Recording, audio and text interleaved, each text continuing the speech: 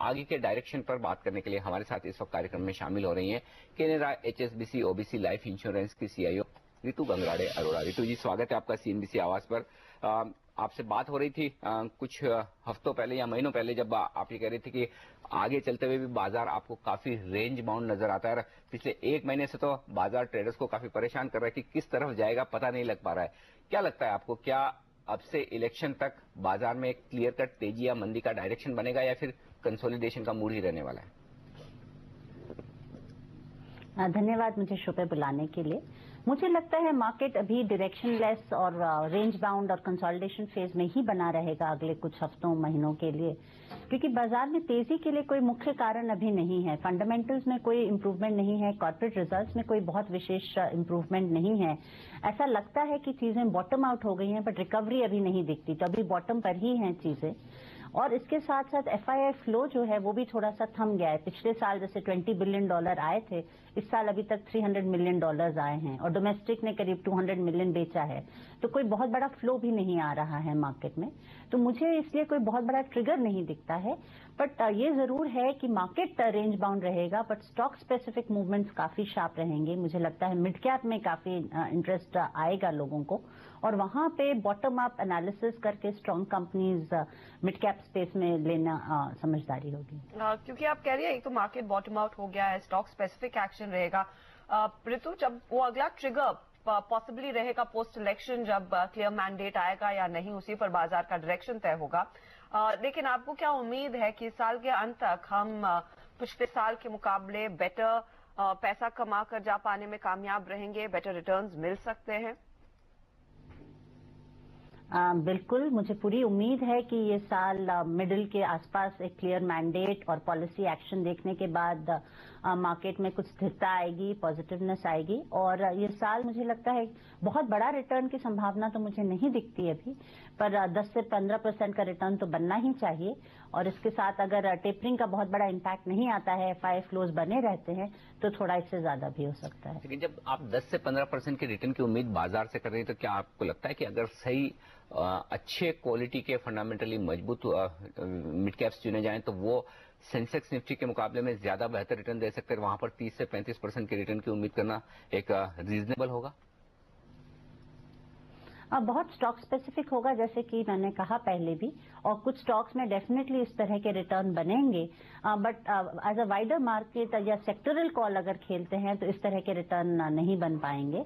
और सारे mid cap excellent portfolio बनाना भी मुश्किल है, तो मेरे ख्याल से ऑन एन एवरेज रिटर्न फिर भी 20% के करीब ही बनेगा, बट स्टॉक स्पेसिफिक 30-35% के रिटर्न कोई आश्चर्यजनक नहीं होंगे। एक जो अड़ंगा शायद पैदा कर सकता है इस पूरे बुलिश एनवायरनमेंट के बीच, उर्जित पटेल की रिपोर्ट जो कल शाम रिकमेंडेशंस जो सामने आए हैं RBI के ओवरऑल इन्फ्लेशन और साथ ही साथ पॉलिसी एक्शन को जज करने के लिए कि WPI की जगह CPI पर ज्यादा जोर दिया जाए, और अगर ऐसी स्थिति होती है, वो 2 साल तक का टाइम दे रहे हैं कि 6% तक CPI आनी चाहिए, जो अभी काफी हाई है। ऐसा अगर माहौल वाकई में होता है, यही रिपोर्ट इम्प्लीमेंट होती है, तो वो इंटरेस्ट रेट कट की उम्मीद में जो तेजी आई है वो कंप्लीटली हवा हो सकती है। ऋतु जी, मुझे लगता है अगले हफ्ते तो इंटरेस्ट रेट कट का बिल्कुल कोई संभावना मुझे नहीं दिखती है। मुझे लगता है कि स्टेटस को ही मेंटेन रहेगा, और आगे भी इन्फ्लेशन, जैसे कि RBI गवर्नर ने खुद भी कहा है कि इन्फ्लेशन को बहुत नजदीकी से देखेंगे और इन्फ्लेशन में इंप्रूवमेंट आने पर ही रेट कट करेंगे, तो मुझे बहुत जल्दी भी एक रेट कट की संभावना नहीं दिखती है। उर्जित पटेल जी की जो रिपोर्ट है उससे भी ये क्लियर हो रहा है, और अगर ये इसी फॉर्म में इम्प्लीमेंट होती तो जैसे कि आप कह रही हैं, इस लेवल पे पहुंचने के लिए तो 2 साल तक लग सकते हैं।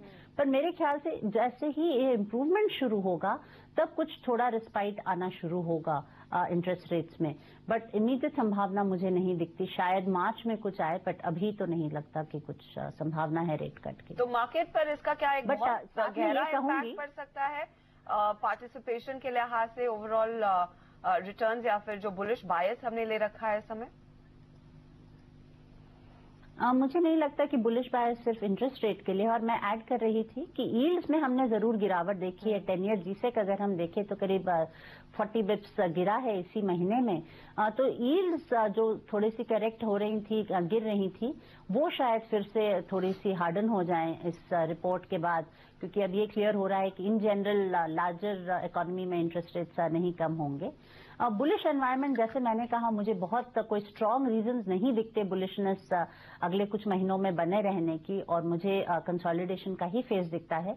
तो मुझे 5% की गिरावट ज्यादा संभावना दिखती है रादर देन 5% की बढ़ोतरी यहाँ से। लेकिन अब तक जो नतीजे आए हैं कंपनियों को, उस लिहाज से किस तरह का व्यू आपका बन रहा है? ये अर्निंग सीजन आपको कैसा नजर आ रहा है? कोई सरप्राइजेस नहीं दिख रहे हैं। एक्सपेक्टेशंस वैसे ही काफी म्यूटेड हो गए हैं नतीजों से, और लार्जली इन लाइन आ रहे हैं उससे। बैंक्स में प्रेशर बना हुआ है अभी भी, जो कि दिख रहा है मार्जिन्स में, एनपीए में।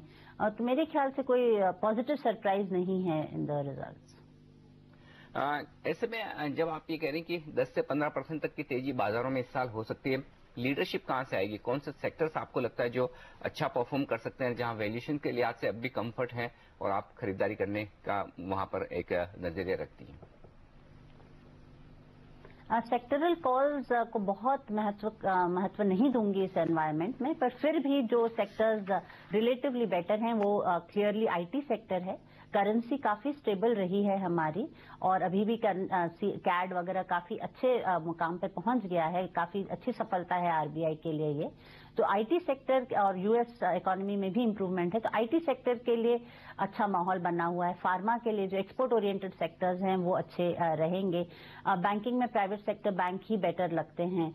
इंफ्रा कैप गुड्स थोड़ा सा और रुक के मेरे ख्याल से बाइंग की अब स्थिति बनना शुरू हो जाएगी। वैल्यूएशन अभी भी अट्रैक्टिव हैं, और अगर क्लियर मैंडेट आता है इलेक्शंस में तो इन स्टॉक्स में मेरे ख्याल से काफी तेजी देखी जाएगी। रितु जी, बहुत बहुत शुक्रिया आपका सीएनबीसी आवाज के लिए वक्त निकालकर आज बाजार और सारे सेक्टर्स पर अपनी राय देने के लिए। तो बाजारों में ये साल इक्विटीज के लिहाज से बेहतर हो सकता है, बशर्ते आप अच्छी क्वालिटी के मिड कैप्स चुने तो आपको यहाँ से साल भर में 30 से 35% का रिटर्न आ सकता है। दिग्गजों में 10 से 15% की तेजी अब भी हो सकती है। ये बात हुई बाजार की। बाजार इस बीच एकदम शांत, 15 अंक नीचे। सेंसेक्स पर, निफ्टी पर 7 अंकों की कमजोरी। मिड कैप और स्मॉल कैप शेयर हरे निशान में है इस वक्त। लेंगे एक ब्रेक, और ब्रेक के बाद फोकस करेंगे देश के राजनीतिक माहौल पर। दक्षिणी राज्यों में क्या कह रहा है लोक नीति आईबीएन का सर्वे, इस पर हम बातचीत करेंगे। हमारे साथ होंगे सीएनबीसी आवाज संपादक संजय पुगलिया इस ब्रेक के बाद।